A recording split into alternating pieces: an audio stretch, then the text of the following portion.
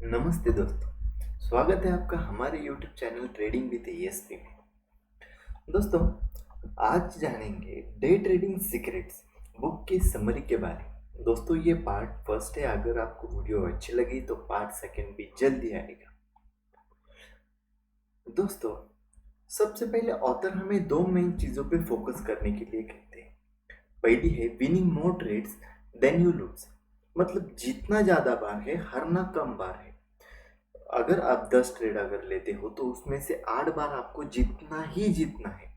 अगर हर एक बार आप 100 रुपए भी कमाते हो तो 8 बार के हो गए 800 रुपए, और 2 बार लॉस मतलब 200 रुपए लॉस। ठीक है। तो दोस्तों, ये हो गया पहला रूल कि आपको ज़्यादा बार प्रॉफिट कराना है। और दूसरा रूल ये है कि जब आप जीतते हो तो जीत बड़ी होनी चाहिए और हार छोटी होनी चाहिए। मतलब जब आपको लॉस हो रहा है तो 0.3 टू 0.4% का ही लॉस आपको उठाना है, उससे ज़्यादा आपको लॉस उठाना नहीं है।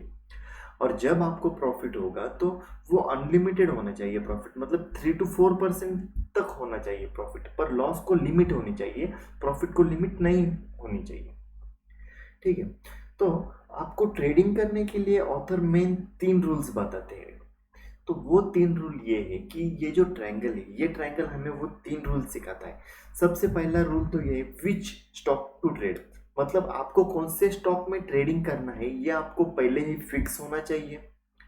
दूसरा, एंट्री पॉइंट, उस स्टॉक का एंट्री पॉइंट भी आपको फिक्स होना चाहिए कि अगर इस दाम पे मिलेगा तो ही मैं इस स्टॉक को लूंगा। और एग्जिट पॉइंट, मतलब इस पॉइंट पे इतना नफा मैं लेके निकल जाऊंगा या इतना लॉस लेके मैं निकल जाऊंगा। ये 3 अगर आप रूल फॉलो करते हो तभी आपको प्रॉफिट होगा मार्केट में। दोस्तों, तो चलिए सबसे पहले देखते हैं फर्स्ट रूल ऑथर का, which stock to trade. Author ये कहते हैं कि फ्यूचर एंड ऑप्शंस में आप ट्रेडिंग मत करो। क्यों? तो उसमें आपको कम ऑप्शंस मिलेंगे, मतलब चॉइसेस कम मिलेंगे आपको इक्विटी के कंपेयर में। इसका मतलब अगर मैं आपको सिर्फ दो चीज़ों में से दो ही स्टॉक दूँ और उसमें से एक करेक्ट स्टॉक चूज करने को बोलूँ तो 50-50 चांसेस हो सकता है आप करेक्ट चूज करेंगे।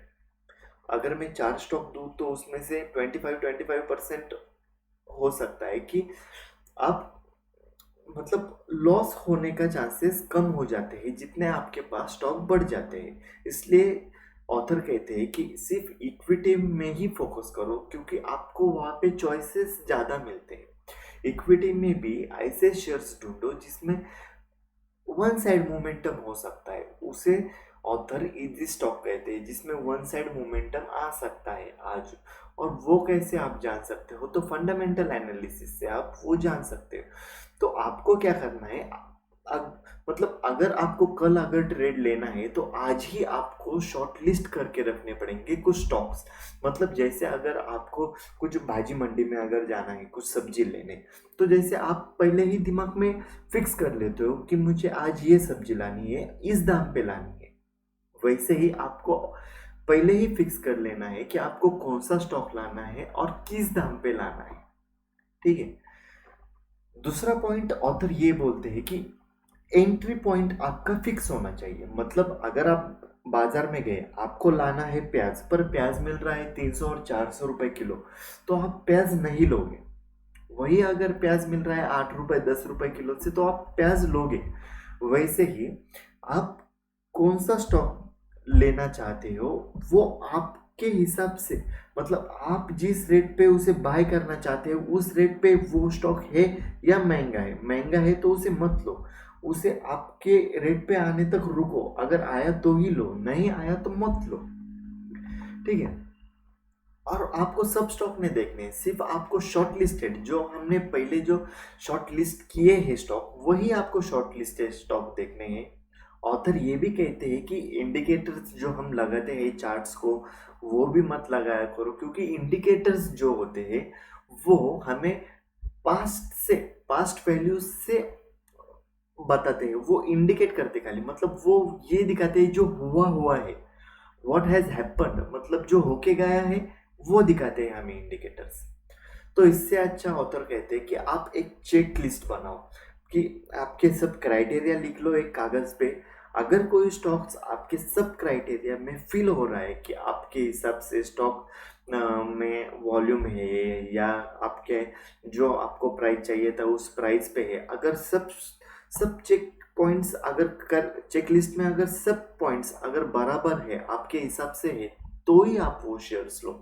जैसे अब आपको मालूम होगा कि एरोप्लेन्स तो कितने ऑटोमेटिक होते हैं, फिर भी जो पायलट्स होते हैं वो क्या करते हैं, एक कागज पे एक चेक लिस्ट बना लेते हैं और हर एक चेक लिस्ट के हिसाब से चेक करते हैं कि हाँ फ्यूल है, ओके, तो उस पर टिक करते हैं। वैसे ही आप एक आपका चेक लिस्ट बनाओ, आप जो भी स्टॉक लोगे उसमें पहले सब चेक लिस्ट से गुजारो उस स्टॉक को, अगर वो पास होता है तो ही उस स्टॉक को लो, नहीं तो उस स्टॉक को मत लो।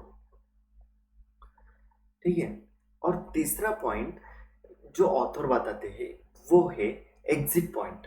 मतलब आपका जो लॉस है, आपको कुछ लोग ऐसे होते हैं कि जो लॉस लेते ही जाते हैं, लेते ही जाते हैं, लेते, आपको लॉस ज़्यादा टाइम तक रखना नहीं है। Don't keep your loss for long time. और आपका जो लॉस है वो एक फिक्स अमाउंट होना चाहिए। मतलब अगर मैं आज ट्रेडिंग कर रहा हूँ तो मुझे ये फिक्स, मेरे माइंड में ये फिक्स कर लेना है कि हाँ ठीक है, मैं इतना लॉस ले सकता हूँ, मैं 0.3 रुपीज़ या 0.4% स्टॉक में मैं ये लॉस ले सकता हूँ, और ये समझ लो कि मुझे ये लॉस हुआ है। अगर आप ये समझ लोगे कि मुझे इतना लॉस हुआ है, तो आपकी जो ट्रेड की तरफ देखने की जो साइकोलॉजी होंगे, आपका वो साइकोलॉजी करेक्ट रहेगी। मतलब आप बहकावे में नहीं आओगे स्टॉक के। तो इसलिए ऑथर कहते हैं कि आप लॉस जो है वो प्री डिफाइंड रखो कि मैं इतना ही लॉस लूंगा, और ये समझ लो कि आपको वो लॉस हुआ हुआ है। तो चलिए दोस्तों, आज के वीडियो में इतना ही। अगर आपको वीडियो अगर ये पसंद आई हो तो मुझे कमेंट्स में ज़रूर बताना। अगर आपका कोई डाउट हो तो वो भी कमेंट्स में ज़रूर बताना। इसका सेकंड वीडियो भी जल्दी आएगा। थैंक यू दोस्तों।